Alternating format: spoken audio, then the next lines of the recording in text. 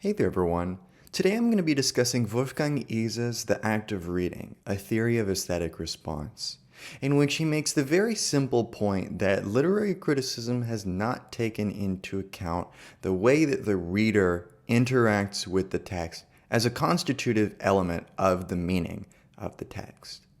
He focuses on the interplay between the reader and the text as a burgeoning process filled with ambiguities, but also with structural information by which the text communicates to the reader, and the reader becomes self-conscious of his communication with both himself and the text. As such, this is really important for dismantling a teleological approach to hermeneutics that sees the meaning of the text as some sort of latent object hidden behind the manifest content of the text, and that we need to find some sort of objective mode of appraisal by which to dig into the Platonic truth of the text, that it's something to be found, to be excavated.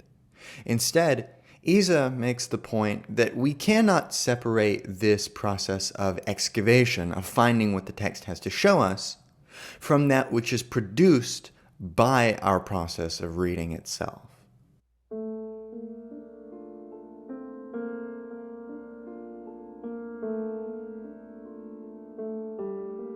In the opening of the text, he states quite plainly the uniform meaning of the text, which is not formulated by the text, that is, not explicitly stated in formal terms. It's not the kinds of things from just looking at the text and the facts in the text. You could just tabulate a list of them and there the meaning would be. But rather, it is the reader's projection rather than the hidden content.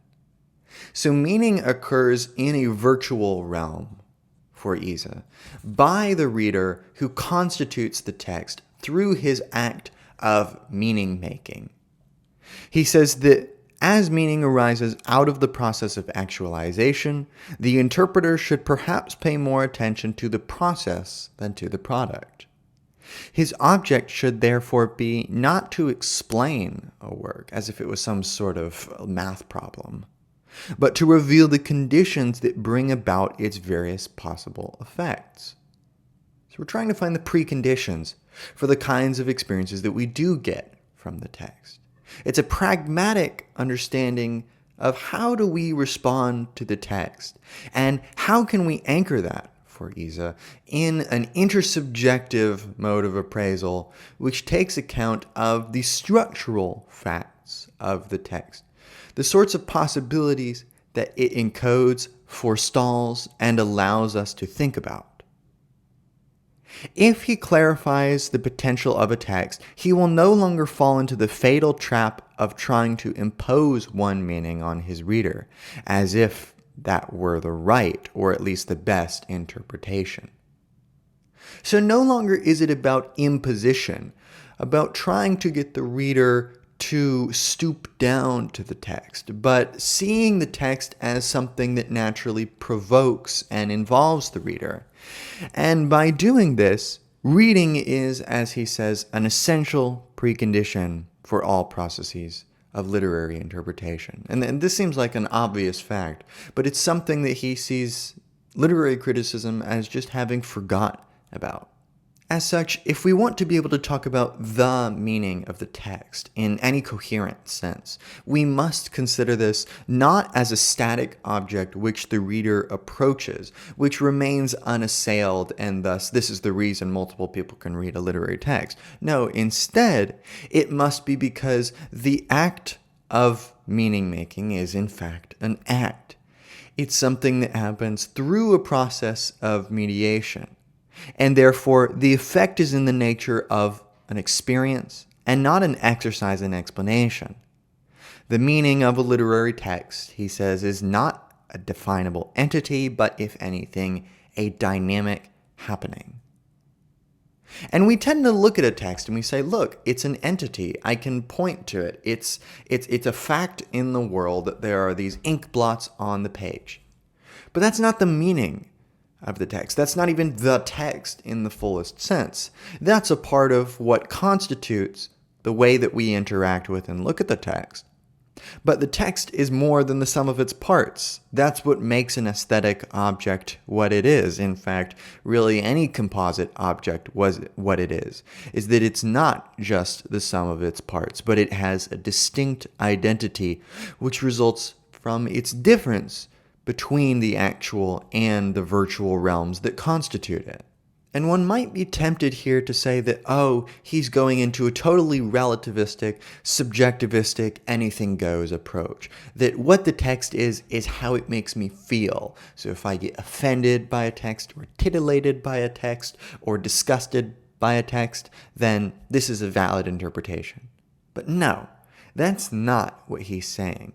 What Iser wants to try to do is find the way that the textual units on the page, this stuff that we can look at, that is common, right, that we can duplicate and multiple different people can read these same ink blots on the page laid out in such and such a way, how do they structurally cohere together in such a way that the fictional text constitutes its own object and its own reader, as Iser puts it?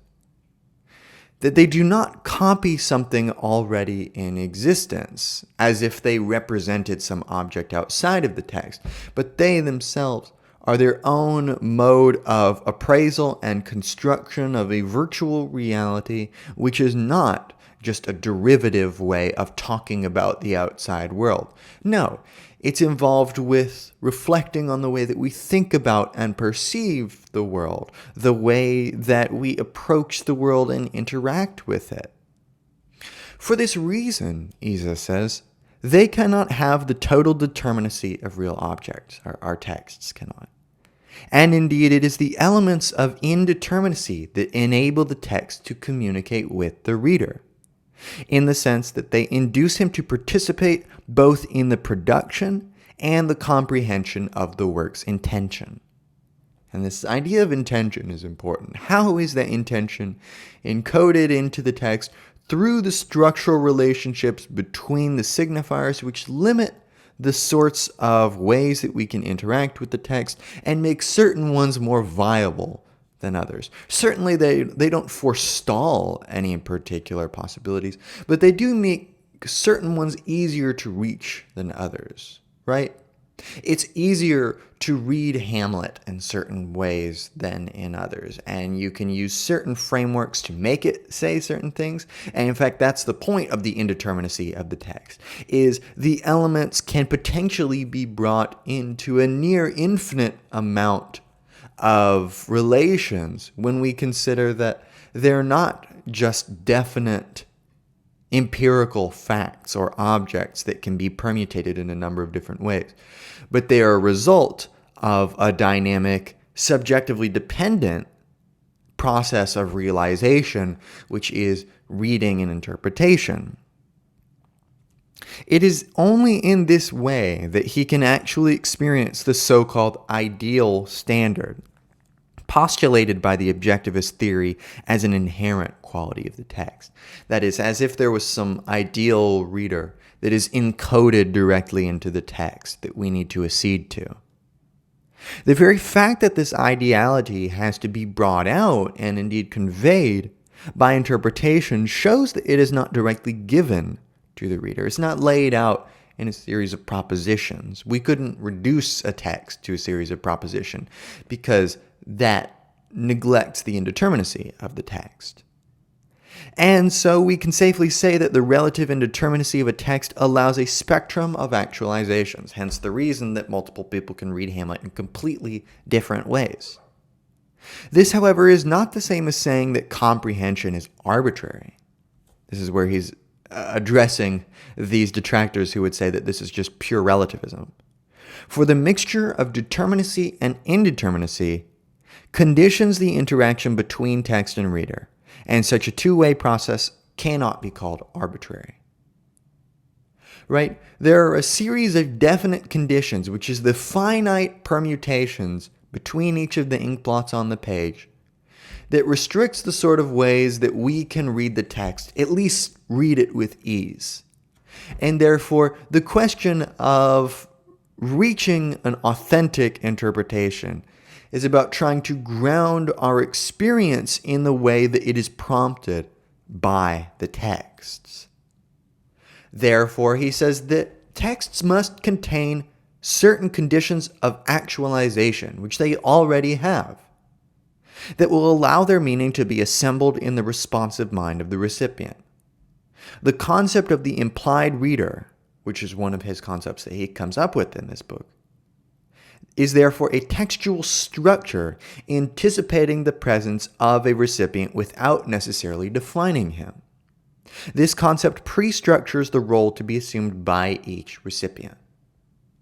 Right, so when I come to the text, there is an assumed amount of background knowledge I have. And taken to the extreme with something like Joyce's Ulysses, this is a great amount of background knowledge of the location of different places in Dublin, and song lyrics, and mythological allusions, and classical literary allusions. All of this is part of what it means to be the kind of reader which is prompted by the text. This is why something like Ulysses is not for everyone.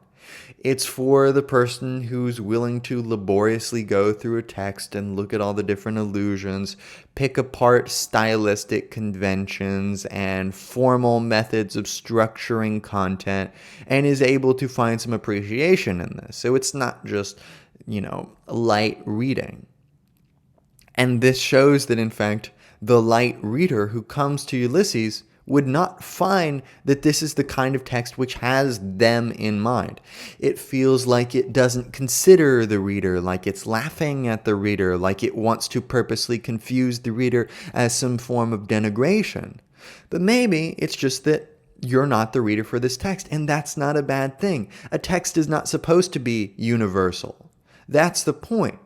The text is supposed to try to, if it wants to be a really great text that can have a wide audience, it wants to be able to appeal to a very general implied reader that can subsume a number of different education levels and social standings and economic statuses and ethnic stances, right? It needs to be able to encompass all of these in such a way that the reader being implied in the text does not predetermine the way that the reader can respond to the text. It maintains the openness of the reader as a constituent member in this process of communication. Because for Iser, meaning and interpretation is a process of communication. It's not a form of unearthing some object that's already there, but it's a process of reciprocal constituting of this object. And as such, the text is constituted by guidelines, all of which converge on a general meeting place. And Iser says that we call this meeting place the meaning of the text, which can only be brought into focus if it is visualized from a standpoint. Thus, standpoint and convergence of textual perspectives are closely interrelated, although neither of them is actually represented in the text, let alone set out in words. Right? The text just doesn't list off my personal facts about who I am. It has an openness which allows me to inhabit and cohere with and interact with the textual world without explicitly stating that this text is for me. And you get this sort of opposite extreme of this in postmodern literature, where you're not meant to feel part of the world. You're meant to feel like the characters, as if you don't belong here, as if you're not the implied reader, as if there is no more implied reader, no more sense of ideality behind what it means to really read a text. There's just a series of proliferating textual effects.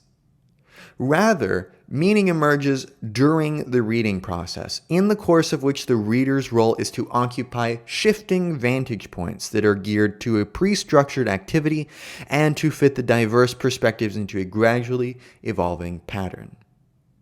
Hence, we're artisans as readers, taking the different elements presented bric-a-brac and putting them together in some sort of coherent form. And a good author is going to be able to anticipate the way in which the reader will interact with those textual elements, and by doing so, will be able to find the ways in which the reality of the text is constituted. And this leads Iser to adopt a processual, properly Heideggerian sense of functionalism.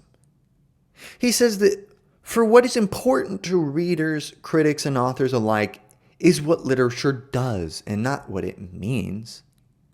We're not trying to find some object of what it means, but find the way that it prompts us to create the text, create the aesthetic object in the virtual realm, because there's nothing virtual about this physical object that is the text. This is something totally actual. I am required to make it virtual. Therefore, if fiction and reality are to be linked, it must be in terms not of opposition but of communication. For the one is not the mere opposite of the other. Fiction is a means of telling us something about reality, right? And he says if the reader and the literary text are partners in a process of communication, and if what is to be communicated is to be of any value, our prime concern will no longer be the meaning of that text, the hobby horse ridden by the critics of yore, but its effect. Meaning is therefore not something inherent in this. There's really nothing special about this book. What is special is how it is constituted as an aesthetic object. This is why Iser says that we have to talk about books, because we're actively trying to constitute them and make it into something that it's not yet.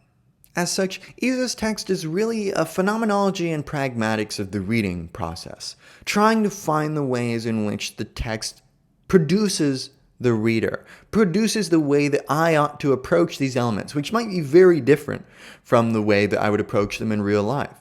For example, I am a lot more licentious towards the kinds of things that I allow to sort of pass my bar when I'm reading the Marquis de Sade versus the kind of people that I would interact with in my daily life. These do not commute with one another. I would not let the kind of things fly in the real world that I do in a textual world, because the textual world is not constituted of real objects. Hence, some of the ethical allowances for transgressive literature, because it's not a real person that it's being done to. And as long as we have some sense of ethical consumption and of what it means as a responsible reader to read and interpret these things, then no harm, no foul. As such, the symbols of literary language, Iser says, do not represent any empirical reality, but they do have a representative function. As this does not relate to an existing object, what is represented must be language itself. This means that literary speech represents ordinary speech, for it uses the same symbolic code. But as it is without any of the empirical references, it must increase the density of instructions to be imparted by the symbolic arrangement. As a representation of speech, it can only represent that which speech is or accomplishes. In simple terms, we may say that fictional language provides instructions for the building of a situation, and so for the production of an imaginary object. As such, Iser really wants to try to understand the text as a sort of stimulus-response system, in which, as he puts it very explicitly at the beginning of chapter 5, the reading process is a dynamic interaction between text and reader. It is a series of guidance parameters in which the text, as he says, triggers developing acts of comprehension, in which these acts, though set in motion by the text, defy total control by the text itself. And indeed, it is the very lack of control that forms the basis of the creative side of reading. And all the great authors understand this, that the text becomes out of their hands once it gets in the hands of a creative reader, and that this should be something accepted by the text. This is the convivial potential of reading texts in a group, right? Where you all come together and everyone can have very different interpretations, but they gradually come together to form a tapestry. Not a tapestry of harmony, but of communication, of interaction, of response, of tailoring one's opinions to what can be grounded in the text as a series of signals, so to speak. And thus the object, he says, of the text can only be imagined by way of different consecutive phases of reading. We always stand outside the given object, whereas we are situated inside the literary text. So on the one hand, you have an object, right? Say this book. I stand outside and look at it. But I don't stand outside the literary text. I'm inside, amidst, and intertwined with the text as an act of communication. Just like in the middle of a conversation, I can't just abstract myself outside of my body and watch myself and the other person having a conversation, right? I'm deeply intertwined existentially and ontologically with this process of communing. Therefore, the relation between text and reader is quite different from that between object and observer. Instead of a subject-object relationship, there is a moving viewpoint which travels along inside that which it has to apprehend. And hence the idea that there is no outside of the text, because I, as a reader, am not a mere passive receptacle, but an active participant in what the text is trying to do. And the fulfillment of meaning, of completion, of sense, Iser says, takes place not in the text, but in the reader, who must activate the interplay of the correlates pre-structured by the sequence of sentences. The sentences themselves, as statements and assertions, serve to point the way toward what is to come, and this in turn is pre-structured by the actual content of the sentences. In brief, the sentences set in motion a process which will lead to the formation of the aesthetic object as a correlative in the mind of the reader.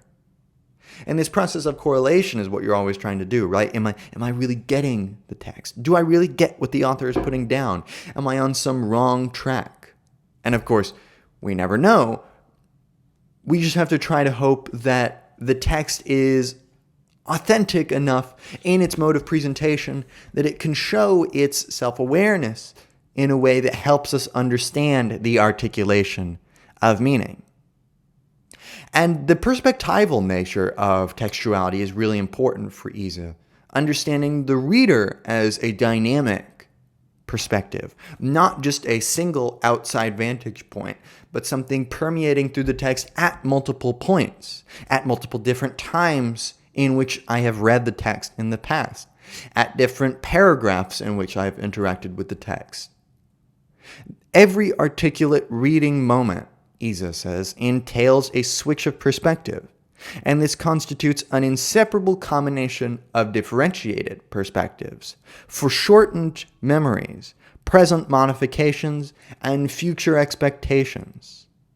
Thus, in the time flow of the reading process, past and future continually converge in the present moment, and the synthesizing operations of the wandering viewpoint enable the text to pass through the reader's mind as an ever-expanding network of connections. This also adds the dimension of space to that of time, for the accumulation of views and combinations gives us the illusion of depth and breadth, so that we have the impression that we are actually present in the real world.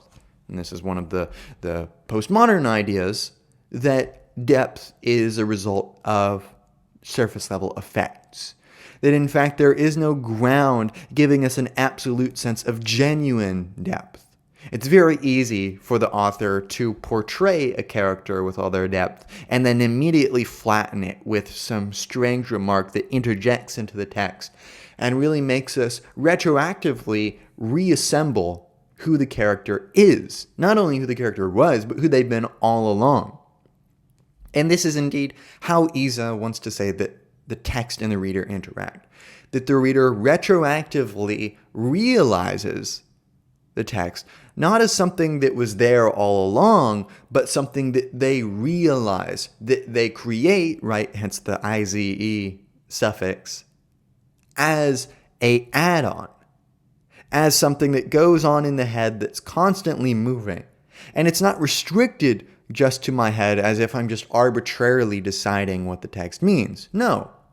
It's due to the fact that there is some definite thing here which prompts me, like an instruction manual of sorts, a series of guidelines of the kinds of expectations that I should bring with me. And it will do this, it will be more or less explicit depending on the text. And in so doing, it will hopefully try to guide me down certain paths, not to an object, but to a means by which I can unveil a dynamic happening, as Iser puts it. So that being said, that's it for this lecture. This is just a little bit of what goes on in here. He talks a lot more about Austin's speech act theory and lots of other stuff that I just couldn't really get into about the phenomenology of reading and whatnot. This is a really cool text and lots of stuff in here that I just wasn't expecting, but I'm glad that I read it. Thank you to Rolf Goebel for recommending it to me. That's it for this lecture, and you can check out any of my other lectures I've done on postmodernism, German idealism, gender theory, post-colonial studies, and other classic literature. You can also become a channel member for $5 a month and gain access to, among other things, a private philosophy Zoom, which you can tailor to your needs. I also have super thanks if you'd just like to donate one time to the channel, because it really helps me out just being able to buy the books necessary to provide content for y'all, but no pressure, you do you. That's it for this lecture, and I will see you in another one.